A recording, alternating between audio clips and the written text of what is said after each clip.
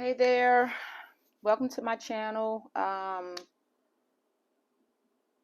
If this is your first time, I'm Jill Morris Smith, also known as the Savvy Servant, also known as a nonprofit expert and your nonprofit coach. If you've been here before, thank you so much for coming back. Please subscribe. Please turn on your notifications. Y'all know all of this spiel. You know what the YouTubers say. So please do all those things. All right. So if you are a nonprofit founder and you need help, I'm your girl. I'm here to help you.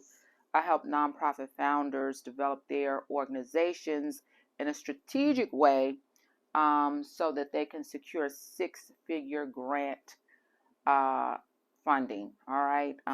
That's my background. That's my expertise. I've been in this game a long time, and so I like to think that I know what I'm talking about. So stick around. I'm here pouring out everything that you need to know and do to get your nonprofit where it needs to be so that you can generate those funds so that you can impact communities and change lives. And so let's do this thing. If you have not done so, again, if this is your first time, I offer a free nonprofit development training. I highly suggest that you take advantage of it. It is absolutely free. The only thing that it will cost you is your name and your email address so that I'll know where to send the link for the free training. But it's a 3-hour training.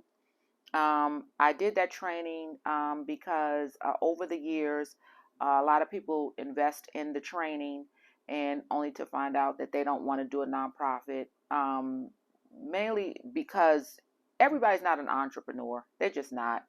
And you have to be have an entrepreneurial mindset or at least partner with someone that has one because starting a business, managing a business, growing a business, it takes a lot of work and patience.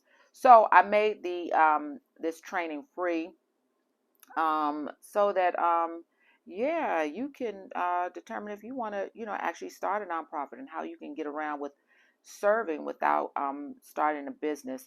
But most people who take the training, they decide, yep, I want to do it. So it is there for you as well. Take the training. It is a prerequisite for any client that I work with one-on-one or in my group coaching.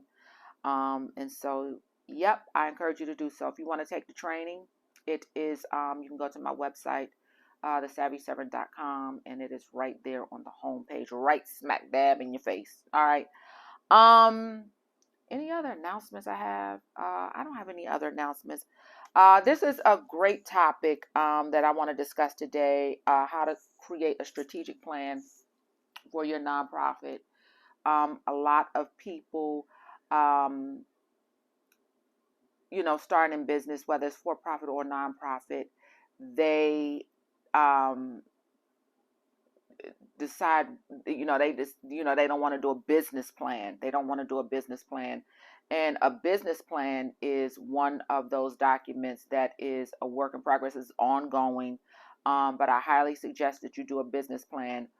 But in addition to that, you must do a strategic plan. So what is a strategic plan? What is a strategic plan? A strategic plan is an annual plan. You do this every single year, preferably between November, December, and maybe January for the following year. So say for 2024, you may want to start doing your strategic plan in November. It's always a great time to do it during Nonprofit Awareness Month. Or where you get with your board, because this is a document that has to be done with your board. It has to be done with your board. It's a board document. You get together with your board and you do a strategic plan for the year. For December, that's rest, but that's up to you. If your board wants to get together in December, you can do that as well. But I say, don't go further than January. So January is a great time to also do your strategic plan. Get together with your board. So how does this look? Usually, annually, you should have a board retreat. You should have some type of board retreat where you get away. If nothing else, but just for the day, do a day trip. It can be a staycation, but you want to get together and you want to have this strategy session. You want to do a strategy session with your board, and you want to go over um, what you want to accomplish for the year. And so I'm going to break down how to do this strategic plan. I just want to uh, put out there that there's a strategic plan template in the Activate Toolkit. There's a strategic plan template in the Activate Toolkit. Here, I'm going to tell you how to do it if you don't want to purchase the Activate Toolkit and get the strategic plan out of there. A business plan is also in there, nonprofit business plan, all kind of other tools. But if you don't want to do that, that's fine. I'm going to tell you what you need to do here where you can create your own strategic plan. And if you're a subscriber to my email list, those of you who have subscribed already, you check your email because you should have gotten a strategic plan template as a gift from me at the top of the year.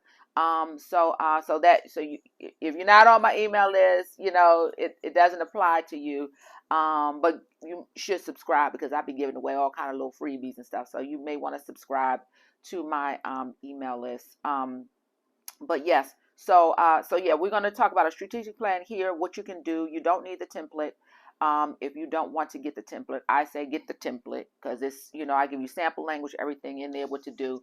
But if you don't want to get the template, that's fine. I'm going to tell you exactly what to do here. So in a nutshell, a strategic plan is a to-do list. It is a to-do list. As I said, it's done annually. And this is how it is broken down. This is how it's broken down.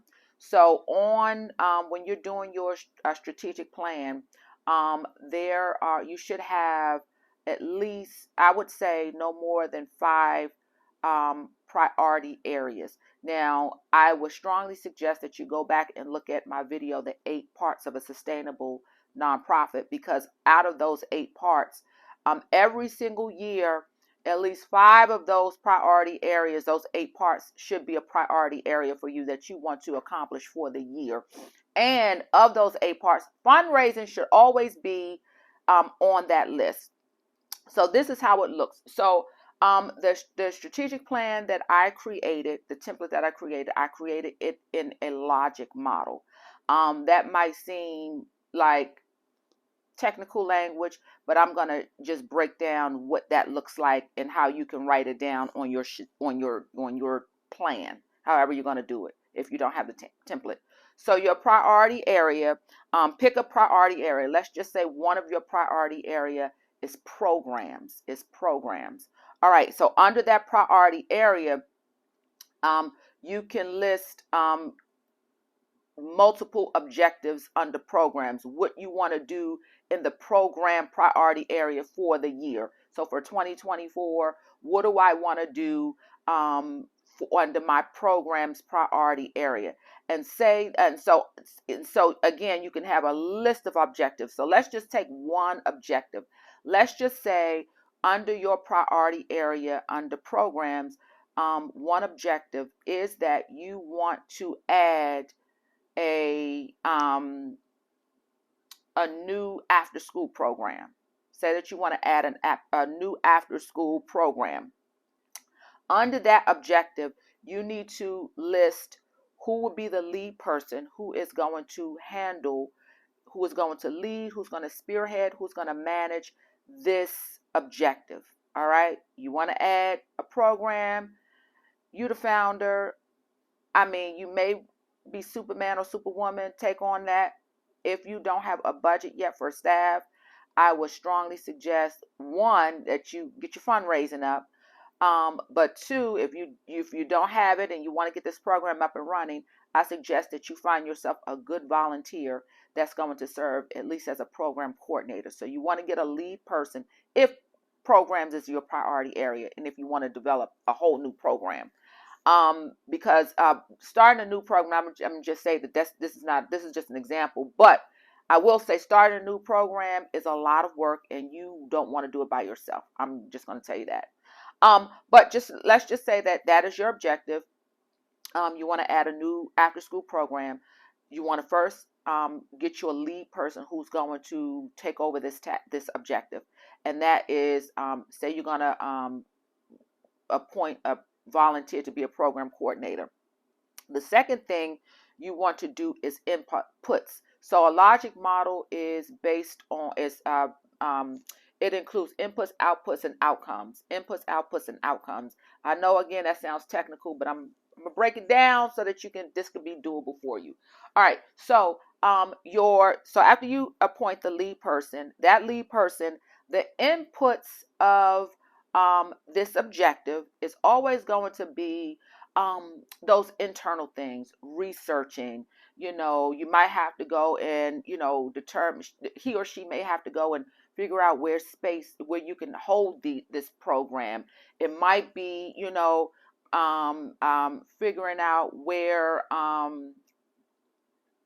you can go get clients. Maybe they need to go and partner with, maybe they need to, maybe one of the things that they're going to need to do is go partner with the elementary school down the street.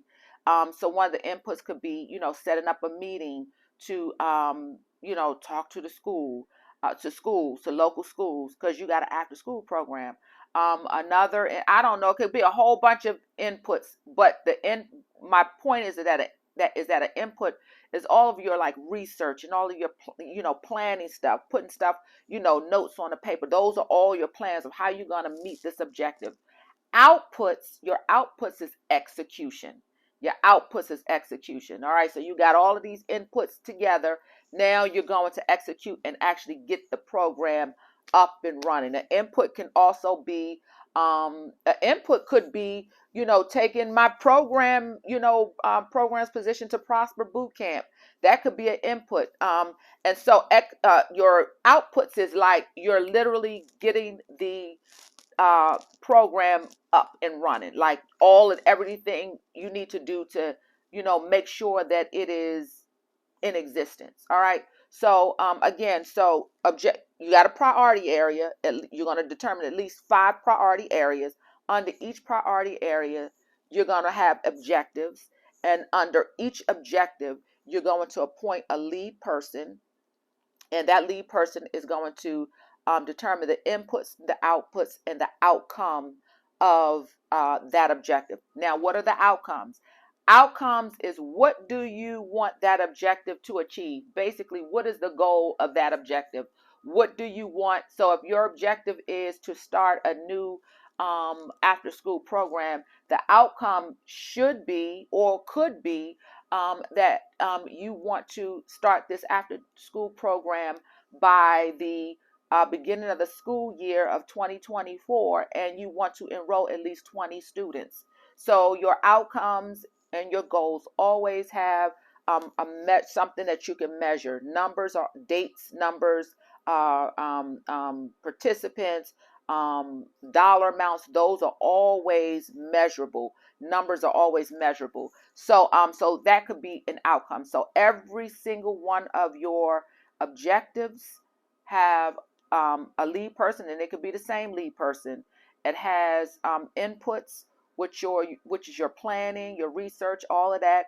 It has outputs, which is the execution to meet that objective, and it's the outcomes, like what do you want to happen after this program is up and running. What's the outcome you want to have? And so that is really a strategic plan. Again, this is something that you should come together and plan with your board. With your board at a board retreat. I would say spend a whole day, get some pampering in, get some fun in. If you can do an overnight trip, that's even better. But you should definitely have some type of board retreat annually. And one of those, for the main activity to do is your strategic plan. Every nonprofit needs to have strategic plans every single year. All right. I hope this helps you. I hope this gives you some direction because I'm here to help. All right, I'm here to help. All right, so I'm going to come back because I'm going to give you a priority area. I'm going to tell you how to do a fundraising plan. I am going to come back. I'm going to do another video. I'm going to tell you how to do a fundraising plan, which is one of your priority areas. It should be one of your priority areas, as I've mentioned. All right, that's it for me for the moment. Again, I would strongly suggest that you take the 3-hour nonprofit development or nonprofit development training if you have not done so, but also make sure that you subscribe. Give me some comments, give me some feedback on these videos. Let me know if this helps, if it doesn't help, any additional questions. Let me know. All right, I'm here to help you. I'm mission driven, believe it or not. I have a for-profit business, but I am really mission driven. I like to call myself a socialpreneur. So yep, we're in this together. All right, you all be blessed, and I'll see you on the next video. Bye bye.